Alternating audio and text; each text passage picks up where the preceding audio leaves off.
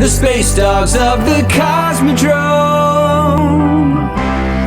The space dogs of the Cosmodrome. The space dogs of the... All right, hi everyone. Welcome to Space Dogs Unclassified, a panel discussion where we, with our fantastic show creators, directors, and our lovely panel guests, will dive deep into and give some additional insight into the story behind Space Dogs, the show.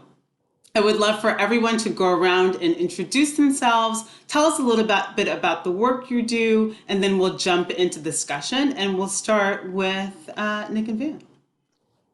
Hi, I'm Nick Blameyer, and I wrote this show with my buddy Van. Yep, I'm Van.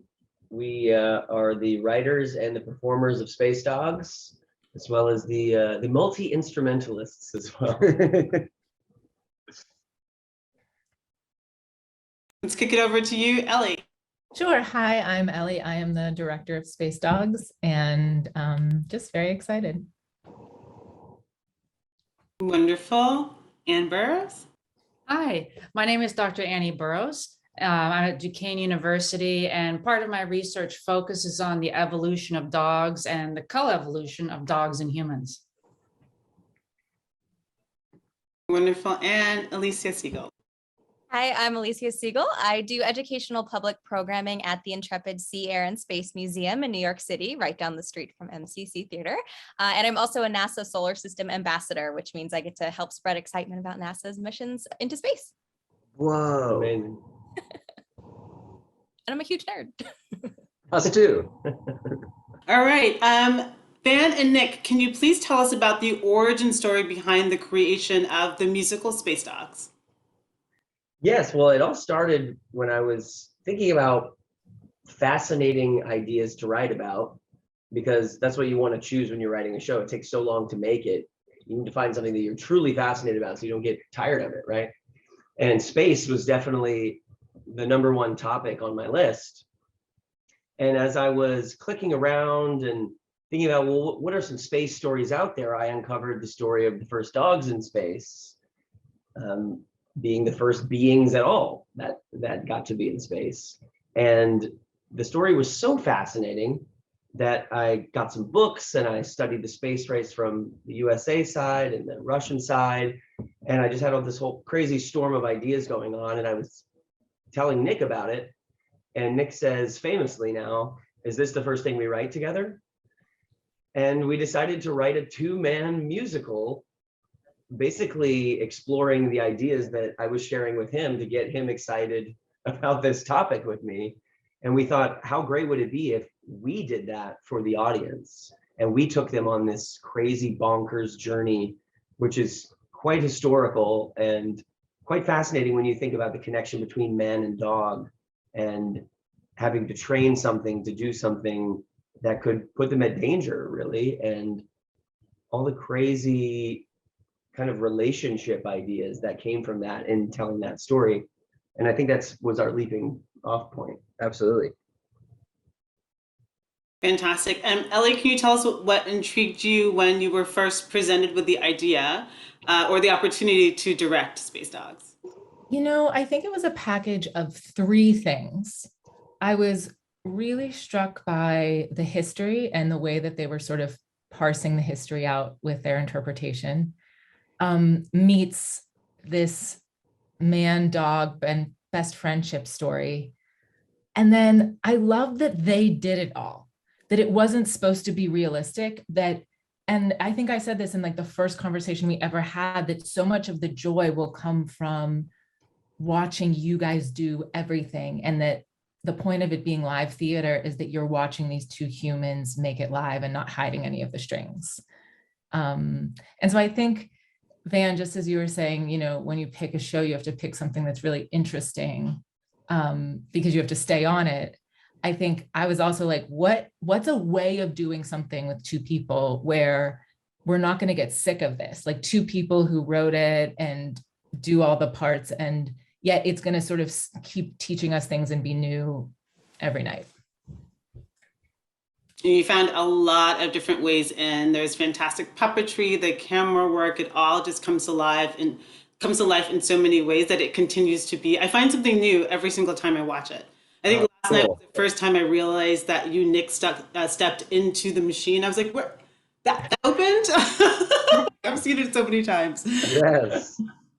So what I love about the show is that it is, of course, fun. It's irreverent, and it looks at in its look at this particular time in history, which was fraught with tension between two world superpowers, right? Not unlike what's going on right now in our world. Very timely, well done. Yeah.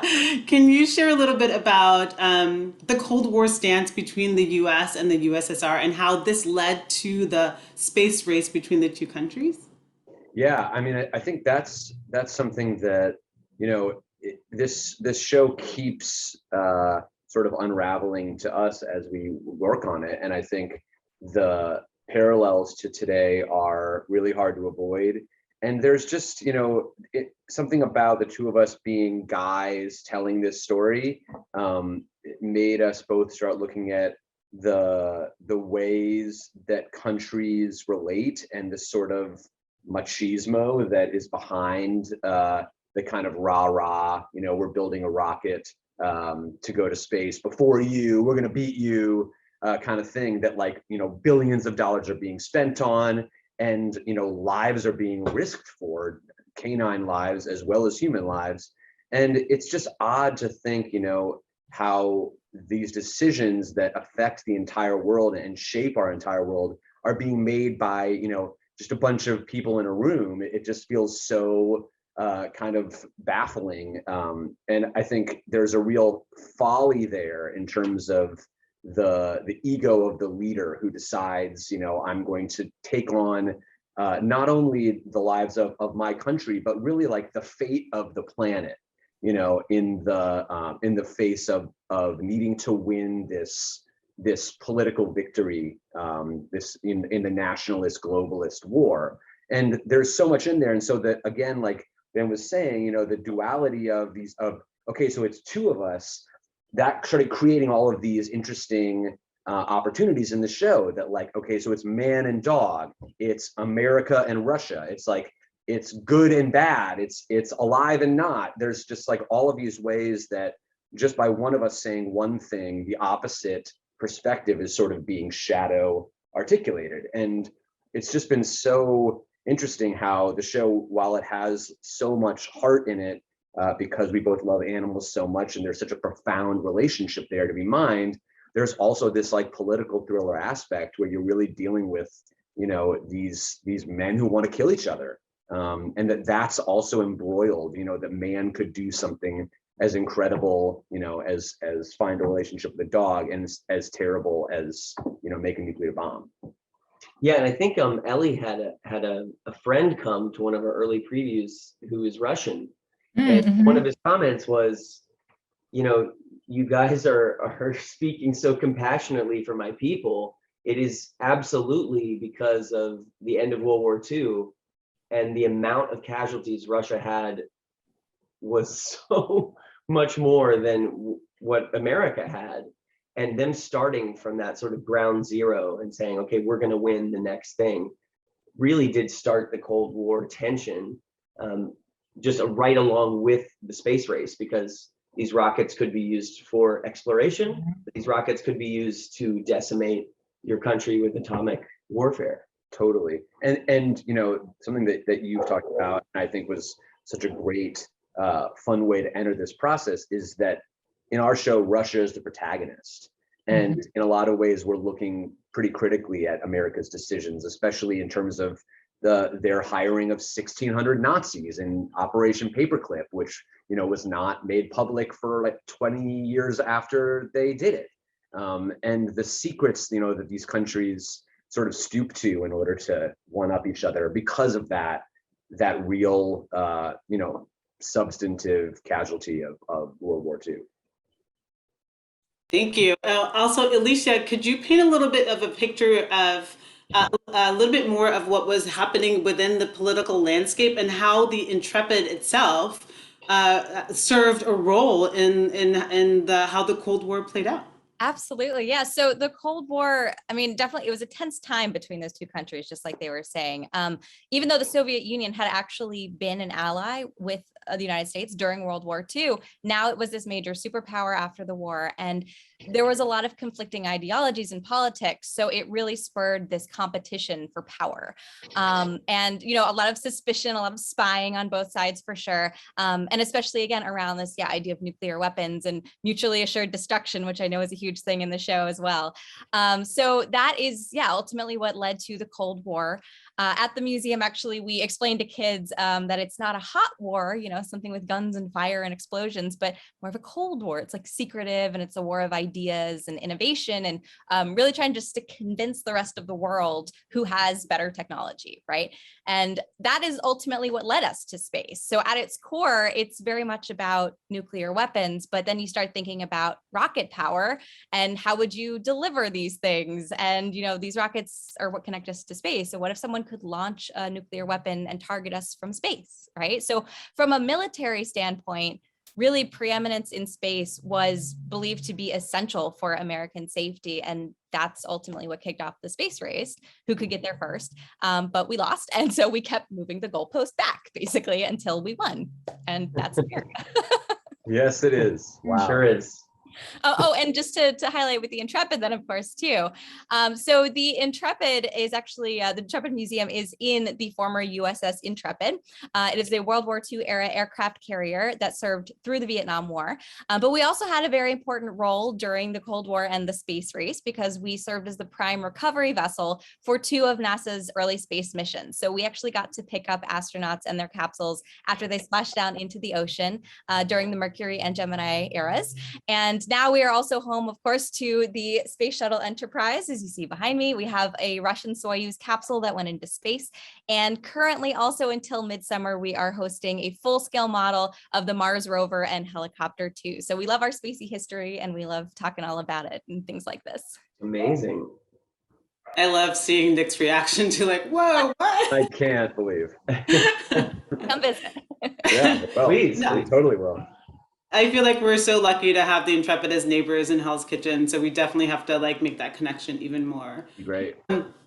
Speaking of connection, the show is called Space Dogs for a reason, right? And Ellie, I recall a conversation that we had earlier on in terms of what you wanted people to walk away with when after seeing the show. And if I can quote you, if I can kind of quote you, Go for it.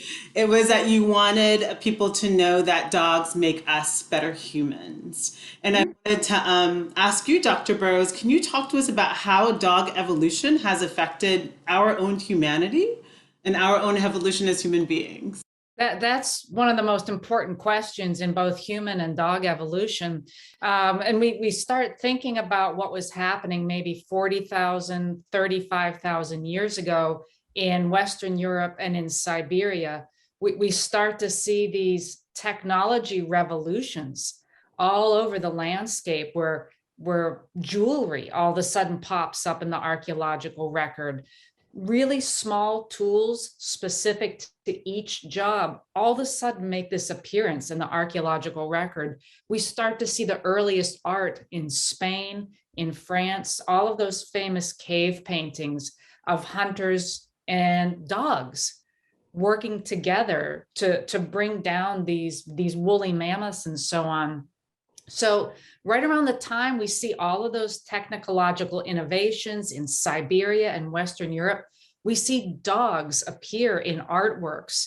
We see archaeological remains of what look like the very first dogs alongside people. So we're trying to figure out, did the appearance of people domesticating dogs lead to these explosive technological revolutions? Or did the technological revolutions allow people to start conceptualizing, bringing these wolves in and domesticating them? So there's a very old and early linkage between domestication of dogs and humans using their brains in new ways. And we see this relationship continue all through time. And as you're all talking about, it continues into space as well. So there is a relationship between evolution of the human brain and mind and evolution of domestic dogs. And we see all of these examples of it, but we can't yet tie them together into the how it happened and what was the trigger for it. So it's one of the most intriguing questions out there. And a lot of it seems to focus on a partnership between wolves and really old people hunting together to help one another get their prey.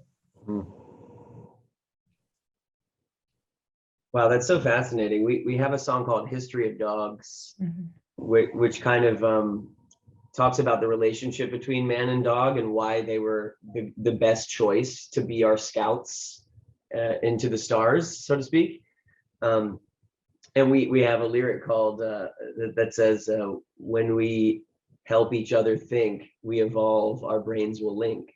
That's exactly. I think it's kind of like what you're talking about. Yeah. Yeah, that's exactly it. And you know, we think about dogs, and then to try to help hone our thinking, we try to ask, well, why don't we have any, why is the relationship between cats and humans different than dogs and humans? And we look back to the evolution of dogs and cats. Cats evolved largely as solitary, enormous hunters that got their prey by stalking and pouncing, whereas wolves and other dogs evolved more socially, and they worked together as a pack to run down an animal, tire it out, and then finish it off. So we humans were kind of pack animals too. That's how we hunted. So there are some scientists that think that it was just a relationship bound to happen because we're kind of the same style in terms of hunting. Totally. It's fascinating too that, you know, like when you talk about why, you know, and how this relationship began, there's so much sort of in a dog when you're around them that seems to understand you in a different way that cats do. And there's this emotional intelligence that's almost like, you know, did we domesticate them or did they domesticate us? And it's just really telepathic. And I think, you know, ultimately in our show, I think that really underlines the betrayal and the shame of the character that Van plays, this chief designer who sends Laika, the dog that I play, into space. And just this idea of how profound that relationship can be until the owner, the master, has an agenda that, you know, conflicts. And it's a really tough hierarchy of power there, considering the depth of the intuition of the dog. And I think that's the universal language, because everybody loves their dog and wouldn't do anything to harm them. So that's such an emotionally powerful part of your performance. But you hit on the latest really hypothesis, is that dogs domesticated themselves and domesticated humans in the process. So that's the leading most powerful hypothesis now that people are investigating. Now, does that have something to do with dogs being like guard dogs at night, and so people could sleep longer or something like that? Yeah, when dogs were first domesticated, people were still hunters and gatherers. They weren't stationary. But not too long after that, people became permanent, and they developed agriculture. And it seems like from their art that the new value for dogs was as guard dogs, guarding the crops from animals, from other people. So that seems to be the next thing that dogs and humans started to do together. Wow. I love that you say art, you know, just because it's like, what a thing for an ancient civilization to leave behind a record of that relationship. You know, what an emotional response to whatever agriculturally is happening. Yeah, and our very first art that humans ever made in Spain and France in these deep, dark caves, I mean, it wasn't for fun because it took a lot of work. The caves where they painted was very high up. They would have had torches. So producing this art was vitally important to these people, and they did it at a cost. I'm just struck by the chemical thing that happens when you just show someone a dog and they change. And it's interesting to think about like I buy evolution in such an embodied way, just being like, yeah, these wolves showed up and they started hanging out and it changed everything. And now we see a dog and we're like, yes. I would love to touch a little bit more on that connection between dog and human, and how you all continue to develop that story between the chief designer and Leica, because there is a part in the relationship where in the show, the chief designer wants results, right? It's like, come on, perform, you're here to do this. And there's this like shift that happens when that connection is made, right? The humanity, or he sees himself maybe reflected in the dog. And I wanted to talk about how that relationship evolved over the course of the rehearsal period and how you refined it to what it became in the end. Ellie, do you want to? I'll say that I feel like when we really started to figure out how this puppet worked, it was sort of a game changer in the room.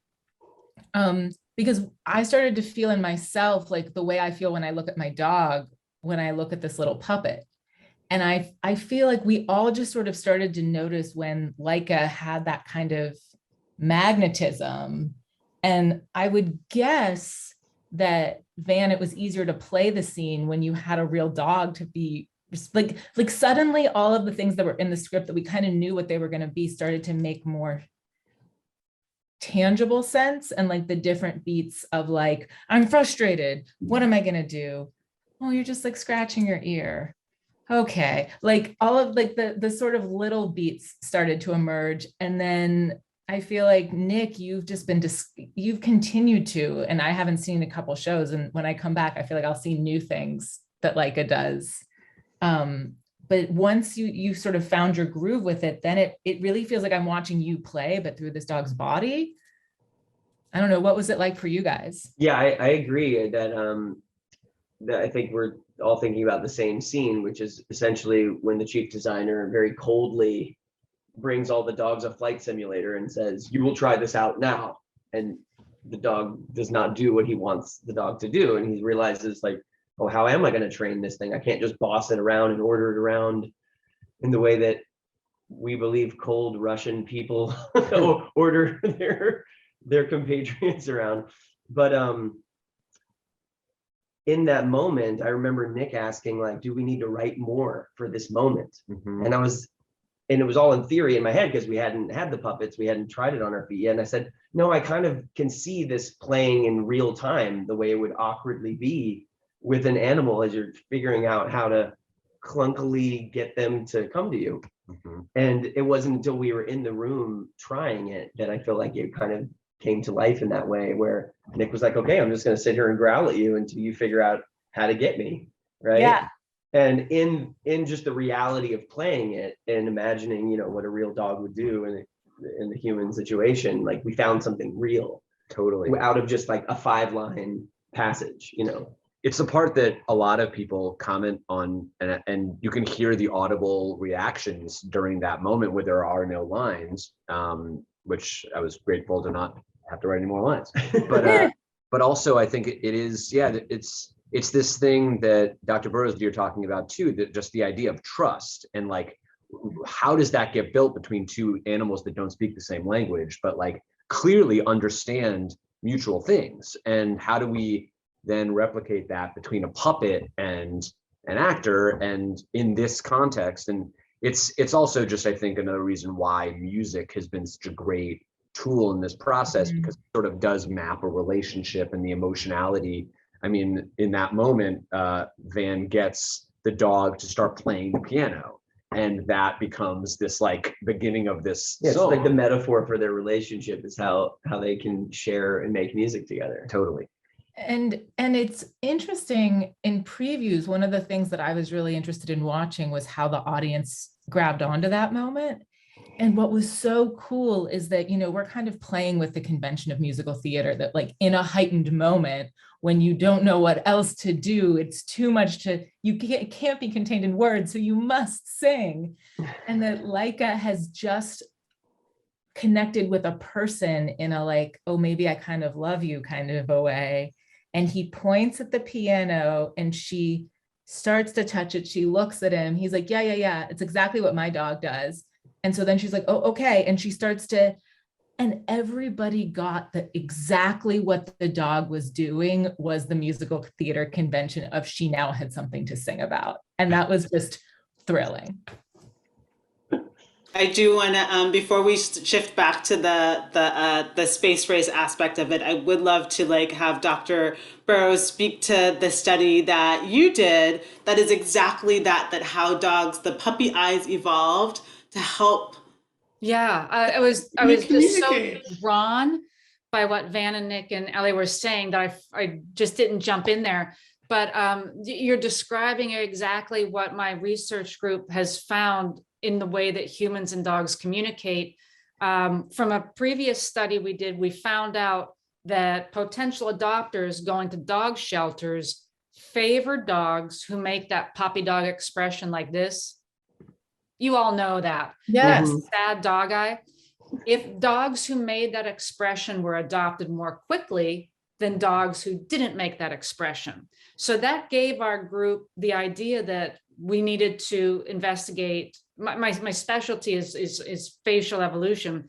So we decided we needed to investigate what's moving the face in dogs and see where that movement is coming from. So we found in dissections of faces from wolves versus domestic dogs that domestic dogs have this muscle right here, the same muscle that humans have. It's called the corrugator supercilii in humans. So we'll just call it the corrugator for short. And we weren't able to find that muscle in wolves. Now, you don't evolve something from nothing. So wolves probably have a few muscle fibers there that as humans were domesticating dogs, we really decided that we valued this look right here. And so we bred dogs selectively that made that face, and that muscle became larger and larger over time. But what was interesting was we couldn't find that muscle in huskies. So the interest in that is that huskies are considered to be one of the ancient breeds of dogs that are more closely related to wolves than, for example, a Chihuahua is related to wolves. So we found that to be really intriguing. But the upshot from that is that humans really pay attention to dog eyes, and humans and dogs engage in mutual gaze, which is not something we do with other animals. So humans really value looking deeply into a dog's eyes and vice versa. And there have been other studies focused on physiology that have shown that both dogs and humans release oxytocin when we look in one another's eyes. And oxytocin is the hormone that human mothers release when they hold their babies. It's considered to be a hormone that really builds bonds. So we don't release oxytocin when we look into the eyes of another animal. So there is, like all three of you were saying, there is that deep bond when you're looking into one another's eyes. Mm-hmm. And that, I mean, with those studies continue on, but we valued that so much. We chose dogs that had a muscle to make that sad face. Yeah. And I'm sure that was a part of the reason, that connection that was able to be made that led to the training of the animals and the selection of dogs for this, right, for this purpose, right? And of course we know Laika made it to space, and the space race was launched before, but I think a lot of people aren't really aware of how far forward the USSR was in front of Russia. And I was wondering, at least if you can bring us up to speed a little bit in what it took for us to catch up and eventually surpass And are we still there in terms of the space race? I think we've actually started a new space race now. There's with China and all these other countries now, actually. It's like space race too. But yeah, the space race actually really kicked off basically with the launch of Sputnik 1 in 1957, the first satellite. Which I think you guys have like a disco ball kind of representing that. Amazing. But yeah, at the time, it was actually really terrifying to all of America because, again, still very tense, got all these missiles and nuclear bombs. And here's the USSR sending up this like metal beach ball thing into orbit around the planet. But what's really nuts is that it was beeping. And you could actually hear the beeping on the radio every 96 minutes as it went around the planet, and for about a month, actually. So a lot of people were nervous, like, what was this thing? It was very secretive at the time. And, you know, was it a bomb? Are they spying on us? Why is it beeping? What's going on? So that actually is what really spurred America to get going, because we were behind, although even though that was really the first thing. So we did actually try sending up our own months later, and the whole rocket ended up blowing up on the launch pad on national television. So that was a little embarrassing. They called it Flopnik because, you know, it didn't really go so well. But it really, you know, inspired everyone to start building these new teams to do more advanced research. And of course, NASA was founded to really focus energy on space travel. But the Soviet Union, yeah, always 1 or 2 steps ahead of us. They had the first animal after the satellite. They had the first man, Yuri Gagarin. They had the first woman, Valentina Tereshkova, in 1963. We actually didn't even accomplish that feat, getting a woman into space, until 20 years later after that, Dr. Sally Ride in 1983. So really far behind. They had the first spacewalk, all these things, first flybys of other planets. So it was very disheartening, very frustrating for America. We were oftentimes very close behind for some of them. For the first man, actually, Alan Shepard was just about 3 weeks behind Yuri Gagarin, but you know, everyone wanted to see who was going to win, who was going to be the first. And of course, as I said before, we just kind of kept moving the goalpost back because we kept not winning. So had to win. And then ultimately the goal, of course, was getting to the moon, which we all know history. We were able to get the first man on the moon. And actually the USSR has not landed a human on the moon yet. No country has. So, you know, here we are today. Yeah. Can you mention anything about Kennedy setting that goalpost and why? Yeah. So in 1961, John F. Kennedy gave his very famous speech at Rice University. You know, the famous line, "We choose to go to the moon not because it's easy, but because it's hard." And that really, really, you know, just set the pace about embracing challenge and trying to accomplish these amazing things. There's a wonderful metaphor in that speech about the guy who climbed Mount Everest, and that same idea of he did it because it was there. And so, you know, that was really what it was all about, just trying to accomplish these amazing things. And actually what was very interesting is there is, you know, just in our cultural psyche, this idea that we're these big enemies, like you were saying, the duality, right? America versus USSR. But there actually was, which actually in the show, you really do come across a bit too, is that it wasn't about fighting. It was actually about trying to further science too. So there was times where, you know, Kennedy and Khrushchev actually sat down and were talking about partnering and trying to be successful together and helping one another. So it's, you know, art teaches us these things. We can actually dig deeper into these stories just by learning about the empathy, right? The humanity behind these people and what they were trying to do. Well, that's so fascinating because maybe I'm about to say the same thing that you're about to say. We're about to say the same Just this idea that you know, competition creates progress, and that actually, you know, with the dark side of competition and the fatal side of it, the violent side of it, there's also this idea that, you know, why do we love sports, and why is the Olympics that's happening right now so important to our growth as a species? And, you know, there's a really tricky line in this show that it gets walked because the dog, the ingenue, as Ellie says about Laika, is sacrificed in pursuit of that progress. But that doesn't necessarily negate the pursuit.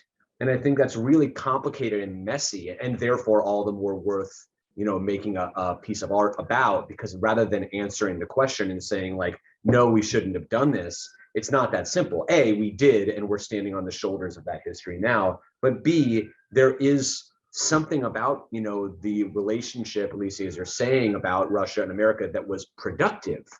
And I don't know, is that Totally. Yeah. I mean, we used to have a line in the show that was like, we could have gotten to the moon in the 40s if we all had like really worked together, like with all of our technology all over the world, right? Just to go back to the JFK thing you were talking about, Elysia, I was wondering if that was connected in any way to the chief designer's death, because that was 61, right? 66. 66. Mm-hmm. So I was just wondering, like, you know, as it's, because nobody knew about the chief designer or knew who he was or knew who this Seeger guy was. So I was just curious, like, in terms of, did JFK like think that they were going to win? Was he just saying, you know, Yeah. it just really a morale boost? Like, It really was. It really was. Yeah. You know, they always used to say that JFK's term, you know, was Camelot, right? He was Right. an inspiring guy that really just changed the mindset of everything. That's also the era, you know, now we're getting into civil rights and the whole world was changing. The space race, you know, was kind of symbolic of that too. Like, we're going to space now. So yeah, it really was to set pace, because he said we want to do it by the end of the decade, Right. decade, as he says with his Right. accent. Famous decade.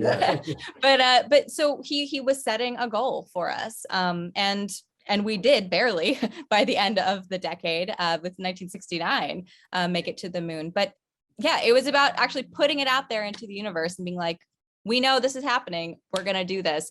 And also being just very transparent that we're putting a lot of money and a lot of effort into this. We are bringing in the best scientists. We are really doing our best, even though we're not doing so well, to, you know, hold ourselves against the USSR at the time. And am I right in that Obama kind of made one of those about landing on an asteroid and being able to redirect it before he was out of office? So that the DART mission is actually a thing that's going on right now. Yeah, so the DART mission is something that is effectively blowing up something right by it to try to redirect it. That's something NASA's working on as we speak. Wow. Yeah, double asteroid redirection test is what DART stands for. Wow. There's an asteroid. So there's movies that have come out about, you know, asteroids impacting Earth. There's a whole department of people who actually are in charge of planetary protection for things like asteroids. We will always know very far out if there is an asteroid coming to hit us. Do not worry. But yeah, this is actually something that now they're working on to figure out what's the best way to redirect a potentially cataclysmic asteroid if they were to come. And funny enough, actually, scientists every couple of years, they actually sit down and do tabletop exercises.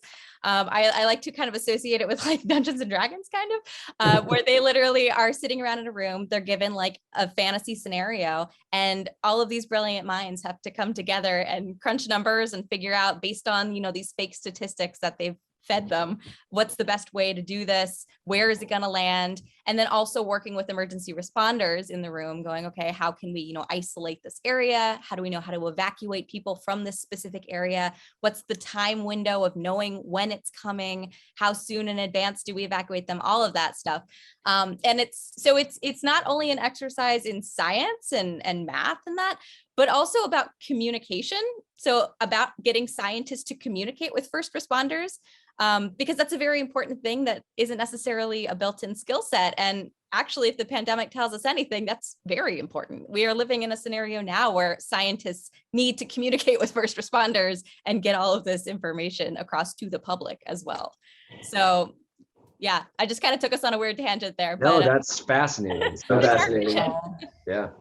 Yeah, I was talking with a friend of mine yesterday about this discussion, and she very much impressed upon me like how important of an impact the space race had on our education system. Like really an investment in STEM sciences, really having markers for progression and for testing, et cetera, et cetera. So it also had an impact there as well. And I love what you just said, Alicia, because it's a perfect segue to, we only have time for like 2 more questions. And with this talk about these like tabletop experimenting scenarios, I wanted to ask you, I would love for everyone to share their own favorite kind of science story, right? Something that either ignited your love and passion for science, as a young person or now. We know that, part of science history is what has inspired this story. It can also be something from like your favorite science project. I remember mine. I would love for everyone to kind of share what that spark was. I'll start with you, Dr. Burrows. There's so many. It was really difficult to think of one, but the thing that got me pointed towards human origins and the quest for human origins was I remember being in my 7th grade science class, and we talked about these fossilized footprints in Africa from human ancestors, Australopithecines. And I was just, I can still remember wondering, how does a footprint last for millions of years? And how do I get the job of going to look for that? Because I thought it was the most adventurous, just almost like a fantasy holy grail type of thing to look for. I never did get to go and look for those, but it's okay because I got to work on other things that make me really happy. But just that chance finding of fossilized human ancestor footprints, it still just blows me away. Awesome. How about you, Ellie? Okay, when you asked this question, I have a story that maybe sort of counts, but I was reading about dog behavior partially for this show, and there is all of this scientific research studying how dogs know that their owners are coming home. And so this is sort of science that borders on pseudoscience, because you have to start to go like how, like there isn't a really clear, but supposedly there's all of this research where like that they did it where like their person, there's no way they could know, there's no sort of habitual anything, and the dog's asleep on the couch, and then the person gets within a couple blocks, and the dog wakes up, comes over, sits by the door. Annie, I'm just wondering if you know what I'm talking about. I do, and it makes me, it thrills me. There were some studies done that showed the most likely explanation for that is the dissipation of scent across the time of day.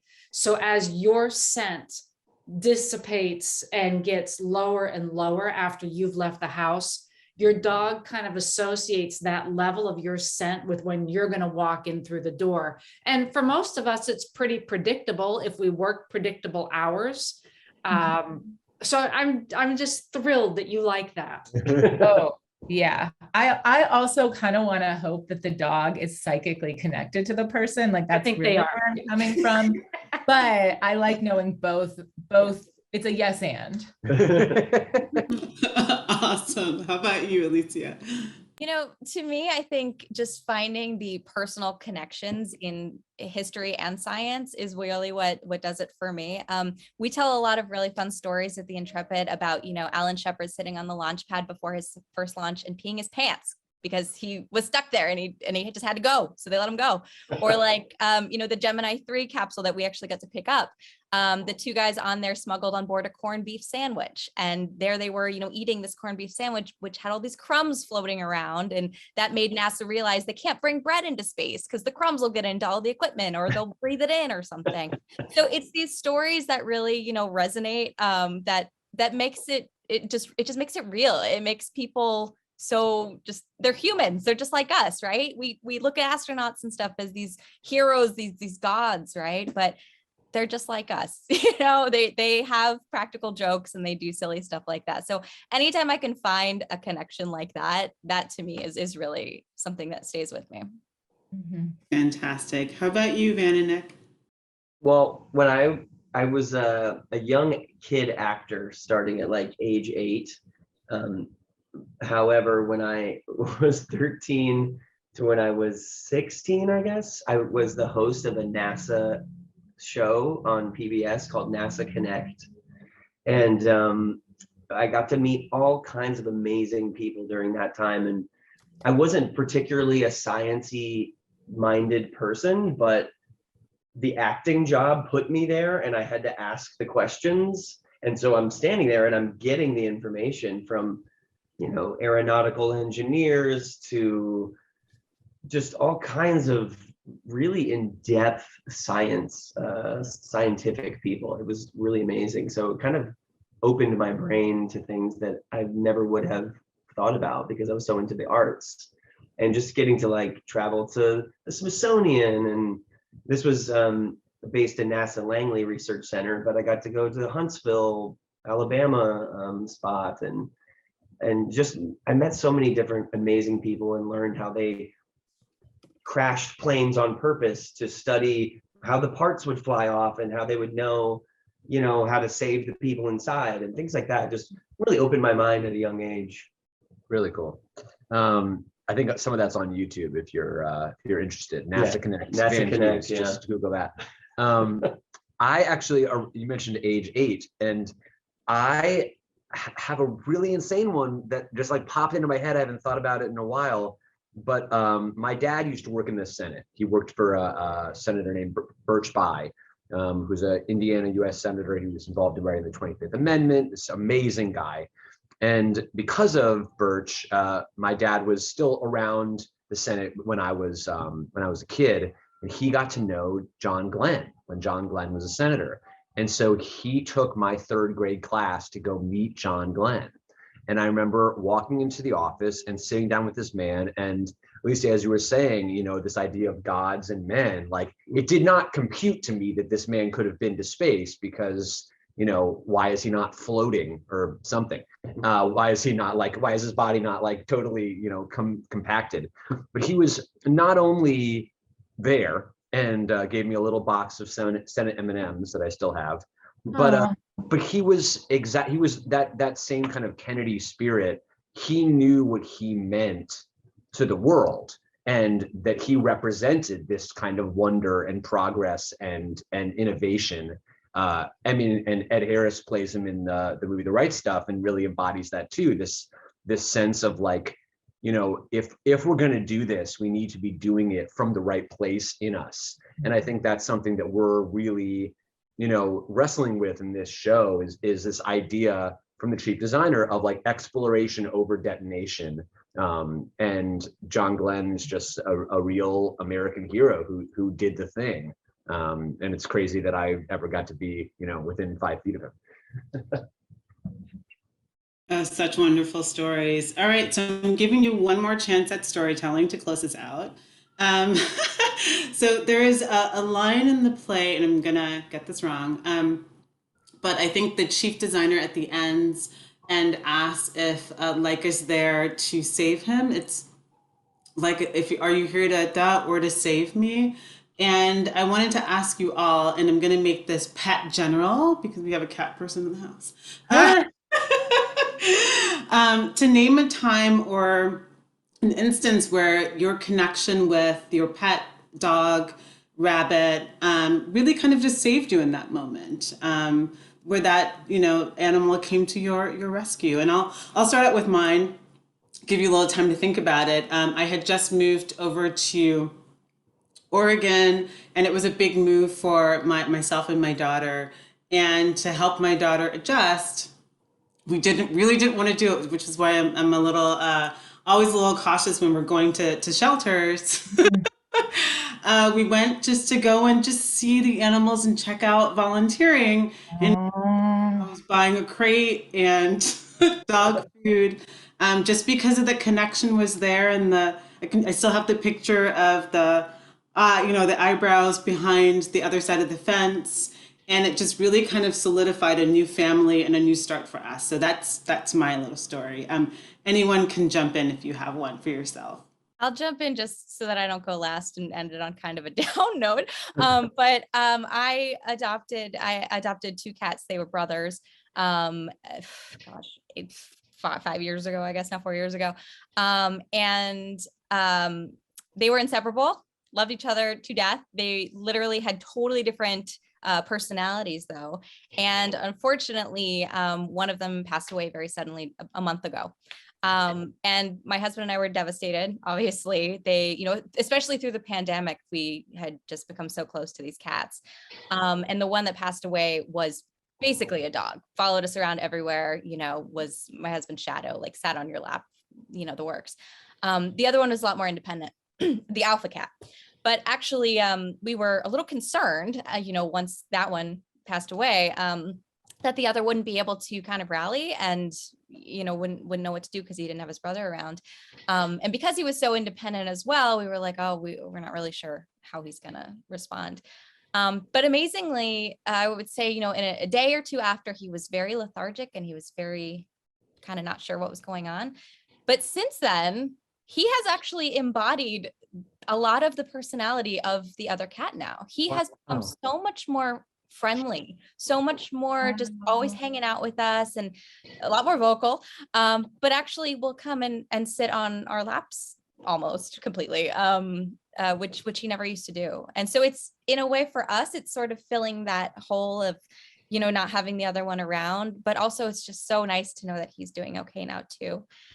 So yeah, that's been really meaningful and given us a lot of strength in that month. Not to bring everyone down though, please. No, that's No, it was beautiful. no, that is a happy ending. I feel like mine is much more sad. It's just the first thing that comes to mind, but it's I had a dog with an old relationship, and our relationship was ending, and I kept the dog for a final week by myself. And she could tell something was up. Like, as I was mourning the loss of this relationship, like the dog would get sick at night and sort of like share my tumultuous emotion. And I'll just never forget that. It was like part of me, and I had to like give it away. And that was sort of like a cleansing full circle moment that helped me move on, honestly. But yeah, I just will never forget, like the dog like shared all of my feelings during that time. That's amazing. And that actually is similar to mine in a slightly more positive, in that I had a dog that was a rescue. It was just a mean little man who had been had just definitely not had a good life before he showed up at our place. And he was just not quick to show emotion, but I was going through something and I can't remember what it was, but I was just down, and he came in and curled up as if to say it's okay.